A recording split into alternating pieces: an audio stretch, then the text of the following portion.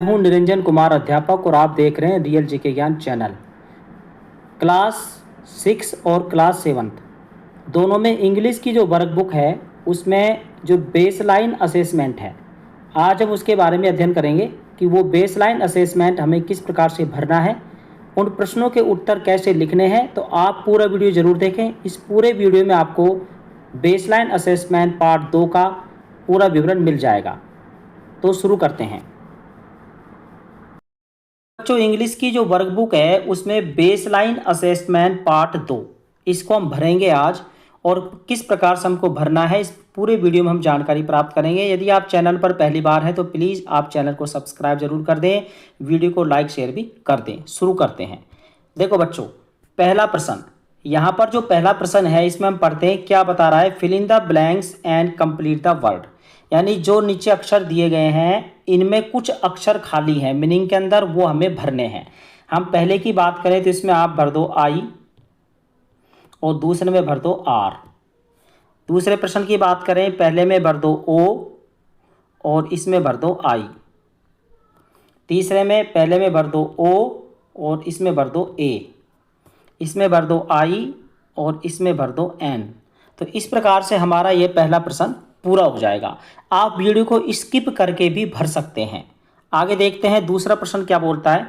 देखिए बच्चों, दूसरा प्रश्न है complete the sentence by choosing appropriate word. इसका मतलब पीछे जो मीनिंग दे रखी है उसमें से एक मीनिंग वो हमें यहाँ पर सही तरीके से भरनी है। देखो बच्चों, यहाँ पर दो दे रखी है ना, इसमें आप पहले वाली, देखो पहले वाली भरनेंगे, ठीक है। पहले वाली आप यहाँ पर लिख दो आई एस, इस तरह से आप इसमें लिख दें। दूसरे प्रश्न में आपको भरनी है बच्चों पहली वाली ए एम, यहाँ पर ए और एम लिख दें। इसमें देखो, इसमें पीछे वाली भर दो एच ए एस, ठीक है बच्चों। आगे देखिए, इसमें अगले में आपको पीछे वाली भरनी है एच ए वी ई, वो आप यहाँ पर लिख देंगे। आगे देखो बच्चों, तीसरा प्रश्न।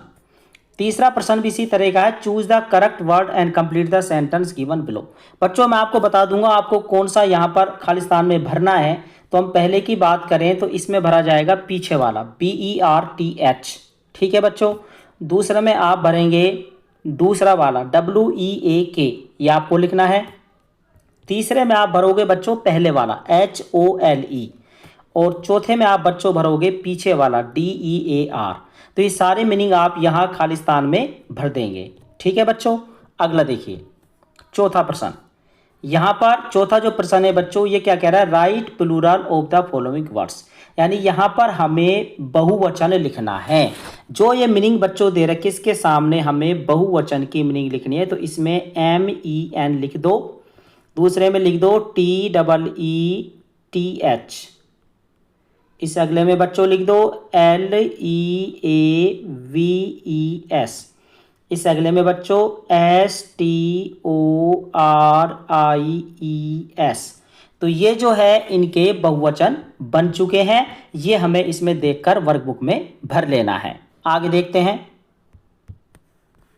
देखो बच्चों, अब यहाँ पर जो पांचवा प्रश्न है, ये पांचवा प्रश्न आप देख रहे हैं बच्चों, fill in the blanks with appropriate articles. यहाँ पर आर्टिकल्स क्या होते हैं बच्चों, ए एन और दा का प्रयोग, इसमें से हमें छांट कर लिखना है। जैसे यहाँ पर दे रखा है ए एन दा, इनमें से एक एक मीनिंग यहाँ पर हमें लिखनी है। कौन सी आएगी बच्चों, देखिए पहले में आप भर दोगे ए एन एन, दूसरे में भी भर दोगे ए एन एन, तीसरे में बच्चों THE, और चौथे में भी बच्चों THE, ये हम भर देंगे। तो इस प्रकार से हमारे ये प्रश्न भी हो चुके हैं। अब हम नेक्स्ट प्रश्न देखते हैं। देखो यहां पर क्या कह रहा है, read the following words and underline the silent letters. हमें यहां जो मीनिंग दे रखी है, यहां पर एक एक जो साइलेंट वर्ड हैं उनके नीचे लाइन खींचनी है। तो मैं खींच देता हूं, पहले में L के नीचे, दूसरे में K के नीचे, और तीसरे में B के नीचे, और इसमें T के नीचे। तो इस प्रकार से हमें यह प्रश्न करना है, ठीक है। अगला देखो सातवां प्रश्न। सातवां प्रश्न में हमें right a sentence using given words, हमें इनका प्रयोग करते हुए, ये जो अक्षर दे रहे हैं इनका प्रयोग करते हुए यहाँ पर लाइन बनानी है। तो यहाँ पर दो मीनिंग दे रखी है, पहले में एप्पल और रेड, ठीक है। यहाँ पर बच्चों लिख दो एप्पल इज रेड, यानी जो एप्पल होता है वो रेड होता है, लाल रंग का होता है। तो बच्चों दूसरे में हम जब लिखेंगे वेजिटेबल और ग्रीन, इसमें हम कैसे लिखेंगे बच्चों, वेजिटेबल आर ग्रीन, ये हमें लिख देना है। ठीक है बच्चों, यहाँ पर आप जो है इस तरह से लिख सकते हैं। तीसरा देखिए बच्चों, यहाँ पर है मैंगो और येलो, तो यहाँ आप लिख देंगे मैंगो इज येलो। ठीक है बच्चों, आगे देखो मिल्क इज वाइट, MILKIS और WHITE, मिल्क इज वाइट। तो इस प्रकार से हमें ये सारे भरने हैं। ठीक है, आगे देखते हैं। देखो अगला प्रश्न है, यहाँ पर एक पैराग्राफ दे रखा है तो हम इसको पढ़ लेते हैं। My name is Apurvi Chandela, मेरा नाम अपूर्वी चंदेला है। I am a Indian player, मैं एक भारतीय खिलाड़ी हूँ। माई स्पोर्ट इज शूटिंग, मेरा खेल शूटिंग का है। I am from Jaipur Rajasthan, मैं जयपुर राजस्थान से हूँ। I am honoured with one of the highest Indian awards, मुझे भारत का ऊंचा पुरस्कार मिला है। I won gold medal in the world cup, मैंने वर्ल्ड कप में गोल्ड मेडल जीता है। आई एक्सरसाइज डेली, मैं रोजाना एक्सरसाइज करती हूँ। अब ये क्या कह रहा है बच्चों, find the naming words noun in the given paragraph and right below. इसमें हमें बच्चों क्या करना है, यहाँ पर नाउन छांटने हैं। देखो नाउन कौन कौन से हैं, मैं निशान लगा देता हूँ, आप बच्चों लिखते जाना ना। अपूर्वी चंदेला, ये भी आपको लिखना है। प्लेयर, ये भी लिखना है। ठीक है बच्चों, जयपुर, राजस्थान, इंडियन, गोल्ड,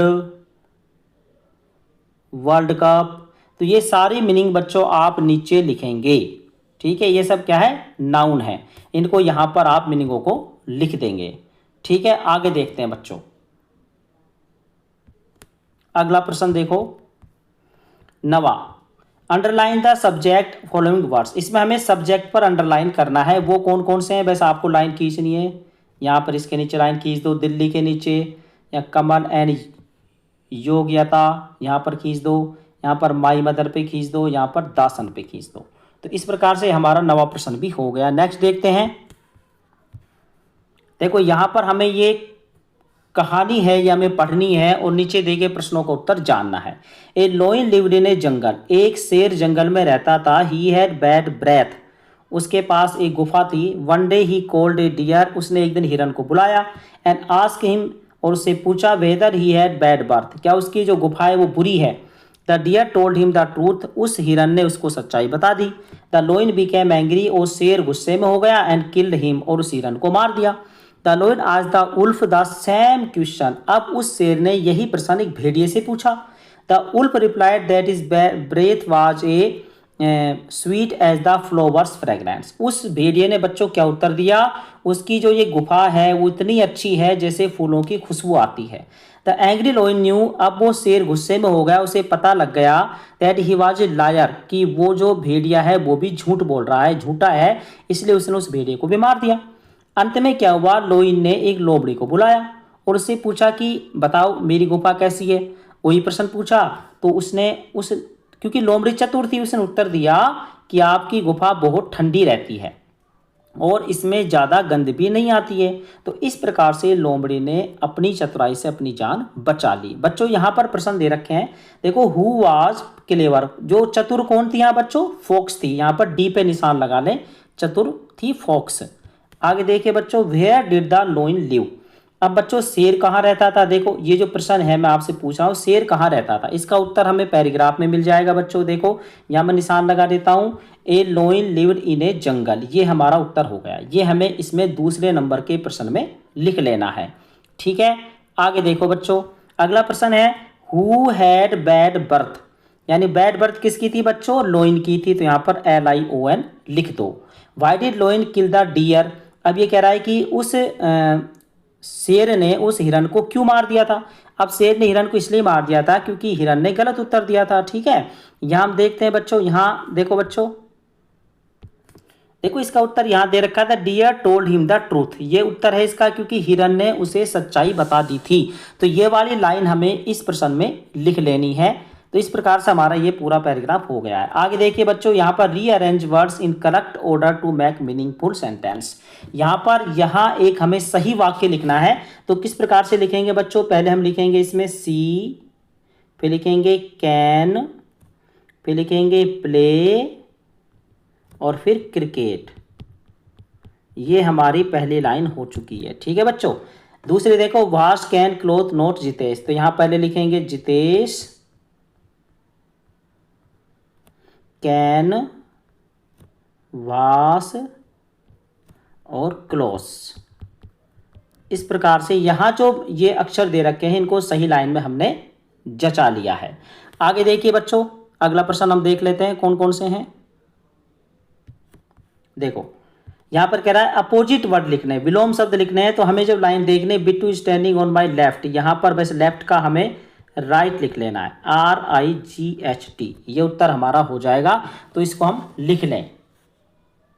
आगे देखो, यहां पर बच्चों क्लीन का लिखना है, क्लीन का DIRTY डर्टी ये लिख लें। हैप्पी का SAD सैड लिख लें। अगली का ब्यूटीफुल BEAUTIFUL, तो ये ब्यूटीफुल यहाँ पर आप लिख लें। इस प्रकार से इनके सारे अपोजिट वर्ड्स हो जाएंगे। आगे देखिए बच्चों, देखो 13वां प्रश्न, देखो यहाँ मैं आपको बता देता हूँ 13वां प्रश्न। ठीक है, यहाँ पर आपको यहाँ जो मीनिंग दे रखे हैं बच्चों, इनमें से एक एक यहाँ पर लिखनी है, बीच में जो खाली स्थान दे रखे हैं फिलिंग्स ब्लैंक में भरनी है। तो पहले के निशान लगा लो भाई बच्चों, क्या आएगा, IN इन आएगा, ये भर देना। ठीक है, दूसरे में आएगा INTO। ठीक है बच्चों, और इसके बाद यहां पर देखो, यहां पर जो तीसरा है, इंग्लिश टीचर हैज गिवन में बुक, बाई भर दो बच्चों पीछे वाला। ठीक है, यहां पर इसमें देखो क्या भरना है आपको, ON भरना है। ठीक है, इसमें BY लिख देना। ये हो गया। इसके बाद ये अगले जो प्रश्न है बच्चों बहुत ही इजी है। यहाँ पर क्या करना है, यहाँ पर 2 वर्ड्स दे रखे हैं, बस इनमें जो हमने प्लस का आइकन बच्चों दिख रहा है इसको हटाना है और लिखना है। ठीक है, जैसे मैं आपको पहला लिख के दिखाता हूँ। ठीक है, ये वाला देखो, पहले मैं लिख दूंगा BOOK, अब मुझे ये लिखना है BANK। ठीक है, इसी तरह से इसको लिखना है, पहले IN और फिर ये हटा देना है SIDE, फिर ये लिखना है RAIN, फिर BOW, इसमें लिखना है BIRTHDAY। यानी कि जब हम इसको लिखेंगे तो ये हमें हटाने हैं। ठीक है, इनको हटा के इन दोनों मीनिंगों को जोड़कर लिखना है। आगे देखते हैं बच्चों, देखो भाई यहाँ पर है right one word for the given statement. One word क्या होता है बच्चों, बहुत से एक लंबी लाइन के लिए एक शब्द। जैसे ये पहला प्रश्न देख लेते हैं, the head of village panchayat, panchayat का हेड कौन कहलाता है। तो यहाँ बच्चों हमें एक स्पेलिंग लिखनी पड़ेगी, जो पंचायत का हेड होता है यहाँ पर लिख दो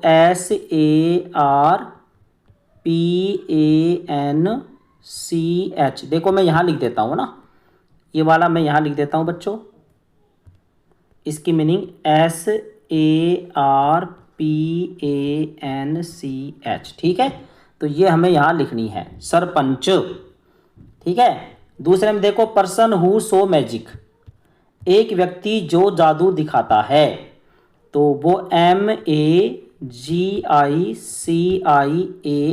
ये आ जाएगी, और इसकी स्पेलिंग जो मैंने अभी लिखी थी ये आ जाएगी। इस तरह से हमारा ये पूरा का पूरा बेसलाइन असेसमेंट पार्ट 2 पूरा हो चुका है। ये क्लास 6 और 7 का इंग्लिश का है। और अभी तक बच्चों आपने मेरे चैनल को सब्सक्राइब नहीं किया है तो प्लीज़ चैनल को सब्सक्राइब जरूर करें, वीडियो को लाइक और शेयर भी कर दें, ताकि ज़्यादा से ज़्यादा स्टूडेंट बेसलाइन असेसमेंट पार्ट 2 पूरा कर सकें। धन्यवाद।